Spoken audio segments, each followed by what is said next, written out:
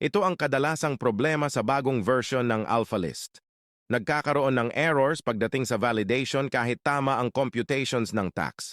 Kadalasan, makaka-encounter ka ng mga errors kapag nag-transfer ng data from old versions to new versions of AlphaList. I-open ang AlphaList data entry para hanapin ang mga nag-error. Tandaan, kailangan basahin nyo muna ang mga naging errors at ang pinakakailangan nyong tandaan ay yung line number ng nag-errors. Halimbawa, ang error ay line number 14, ang kailangang hanapin at i-refresh ay sequence number 13. Click ang Add Update, check kung tama ang taxable year, at dito hanapin ang sequence number 13.